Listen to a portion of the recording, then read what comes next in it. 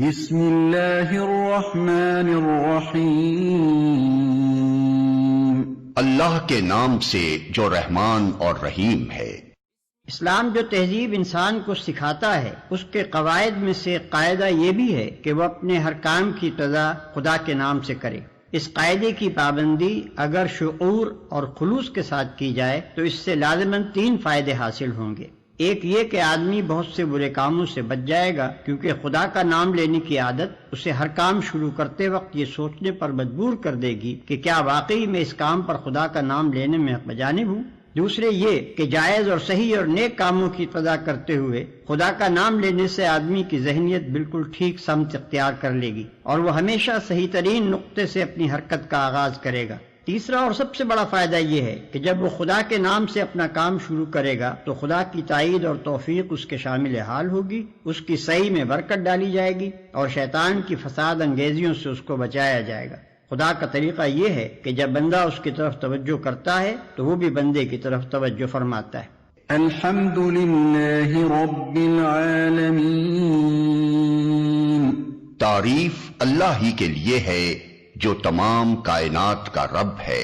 تعریف اللہ ہی کے لیے ہے۔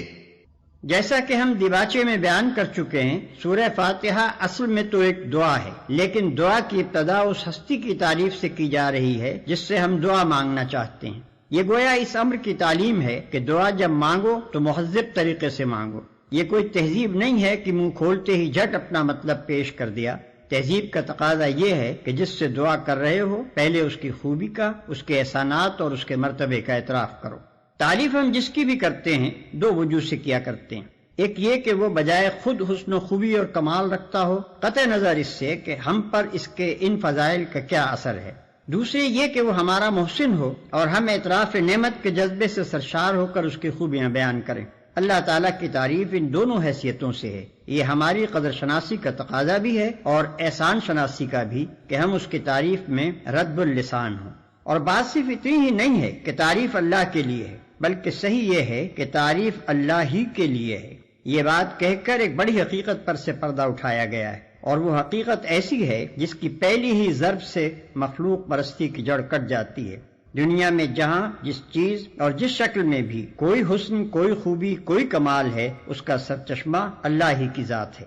کسی انسان، کسی فرشتے، کسی دیوتا، کسی سیارے، غرض کسی مخلوق کا کمال بھی ذاتی نہیں ہے بلکہ اللہ کا عطیہ ہے۔ پس اگر کوئی اس کا مستحق ہے کہ ہم اس کے گرویدہ اور پرستار، احسان مند اور شکر گزار، نیاز مند اور خدمتگار بنے تو وہ خالق کمال ہے، نہ کہ صاحب کمال، جو تمام کائنات کا رب ہے۔ رب کا لفظ عربی زبان میں 3 معنوں میں بولا جاتا ہے۔ 1 مالک اور آقا، 2 مربی پرورش کرنے والا، خبرگیری اور نگہبانی کرنے والا، 3 فرمانروا، حاکم، مدبر اور منتظم۔ اللہ تعالیٰ ان سب معنوں میں کائنات کا رب ہے۔ الرحمن الرحیم، رحمان اور رحیم ہے۔ انسان کا خاصہ ہے کہ جب کوئی چیز اس کی نگاہ میں بہت زیادہ ہوتی ہے تو وہ مبالغے کے صیغوں میں اس کو بیان کرتا ہے، اور اگر ایک مبالغے کا لفظ بول کر وہ محسوس کرتا ہے کہ اس شے کی فراوانی کا حق ادا نہیں ہوا تو پھر وہ اسی معنی کا ایک اور لفظ بولتا ہے تاکہ وہ کمی پوری ہو جائے جو اس کے نزدیک مبالغے میں رہ گئی ہے۔ اللہ کی تعریف میں رحمان کا لفظ استعمال کرنے کے بعد پھر رحیم کا اضافہ کرنے میں بھی یہی نقطہ پوشیدہ ہے۔ رحمان عربی زبان میں بڑے مبالغے کا صیغہ ہے، لیکن خدا کی رحمت اور مہربانی اپنی مخلوق پر اتنی زیادہ ہے، اس قدر وسیع ہے، ایسی بے حد و حساب ہے کہ اس کے بیان میں بڑے سے بڑا مبالغے کا لفظ بول کر بھی جی نہیں بھرتا۔ اس لیے اس کی فراوانی کا حق ادا کرنے کے لیے پھر رحیم کا لفظ مزید استعمال کیا گیا۔ اس کی مثال ایسی ہے جیسے ہم کسی شخص کی فیاضی کے بیان میں سخی کا لفظ بول کر جب تشنگی محسوس کرتے ہیں تو اس پر داتا کا اضافہ کرتے ہیں۔ رنگ کی تعریف میں جب گورے کو کافی نہیں پاتے تو اس پر چٹے کا لفظ اور بڑھا دیتے ہیں۔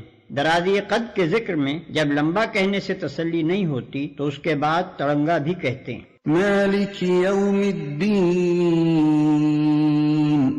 روز جزا کا مالک ہے، یعنی اس دن کا مالک جبکہ تمام اگلی پچھلی نسلوں کو جمع کر کے ان کے کارنامہ زندگی کا حساب لیا جائے گا اور ہر انسان کو اس کے عمل کا پورا صلہ یا بدلہ مل جائے گا۔ اللہ کی تعریف میں رحمان اور رحیم کہنے کے بعد مالک روز جزا کہنے سے یہ بات نکلتی ہے کہ وہ نرا مہربان ہی نہیں ہے بلکہ منصف بھی ہے، اور منصف بھی ایسا با اختیار منصف کہ آخری فیصلے کے روز وہی پورے اقتدار کا مالک ہوگا، نہ اس کی سزا میں کوئی مزاحم ہو سکے گا اور نہ جزا میں مانے۔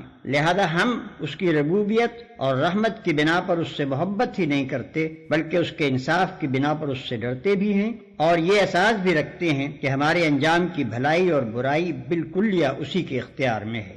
إياك نعبد وإياك نستعين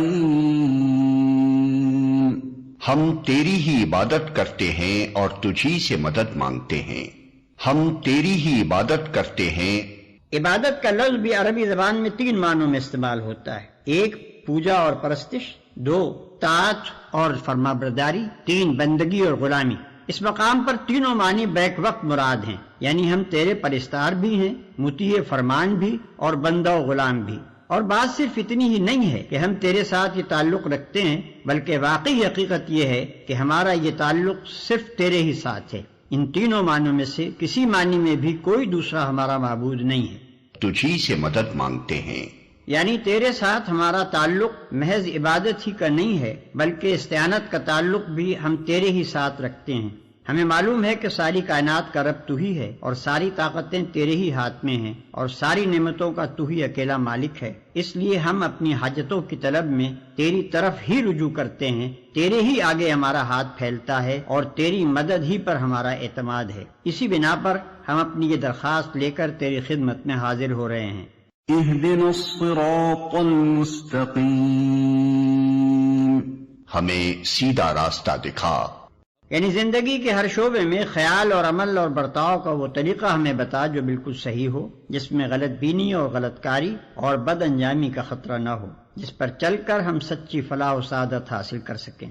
یہ ہے وہ درخواست جو قرآن کا مطالعہ شروع کرتے ہوئے بندہ اپنے خدا کے حضور پیش کرتا ہے۔ اس کی گزارش یہ ہے کہ آپ ہماری رہنمائی فرمائیں اور ہمیں بتائیں کہ قیاسی فلسفوں کی اس بھول بھلیاں میں حقیقت نفس الامری کیا ہے، اخلاق کے ان مختلف نظریات میں صحیح نظام اخلاق کون سا ہے، زندگی کی ان بے شمار پگڈنڈیوں کے درمیان فکر و عمل کی سیدھی اور صاف شاہراہ کون سی ہے۔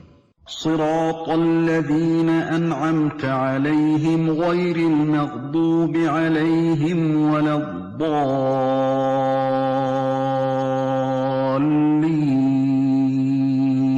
ان لوگوں کا راستہ جن پر تو نے انعام فرمایا، جو ماتوب نہیں ہوئے، جو بھٹکے ہوئے نہیں ہیں۔ ان لوگوں کا راستہ جن پر تو نے انعام فرمایا۔ یہ اس سیدھے راستے کی تعریف ہے جس کا علم ہم اللہ تعالیٰ سے مانگ رہے ہیں، یعنی وہ راستہ جس پر ہمیشہ سے تیرے منظور نظر لوگ چلتے رہے ہیں، وہ بے خطا راستہ کہ قدیم ترین زمانے سے آج تک جو شخص اور جو گروہ بھی اس راہ پر چلا وہ تیرے انعامات کا مستحق ہوا اور تیری نعمتوں سے مالا مال ہو کر رہا، جو ماتوب نہیں ہوئے، جو بھٹکے ہوئے نہیں ہیں۔ یعنی انعام پانے والوں سے ہماری مراد وہ لوگ نہیں ہیں جو بظاہر عارضی طور پر تیری دنیاوی نعمتوں سے سرفراز تو ہوتے ہیں، مگر دراصل وہ تیرے غضب کے مستحق ہوا کرتے ہیں اور اپنی فلاح و سعادت کی راہ گم کیے ہوئے ہوتے ہیں۔ اس سلبی تشریح سے یہ بات خود کھل جاتی ہے کہ انعام سے ہماری مراد حقیقی اور پائیدار انعامات ہیں جو راست روی اور خدا کی خوشنودی کے نتیجے میں ملا کرتے ہیں، نہ کہ وہ عارضی اور نمائشی انعامات جو پہلے بھی فرعونوں اور نمرودوں اور قارونوں کو ملتے رہے ہیں اور آج بھی ہماری آنکھوں کے سامنے بڑے بڑے ظالموں اور بدکاروں اور گمراہوں کو ملے ہوئے ہیں۔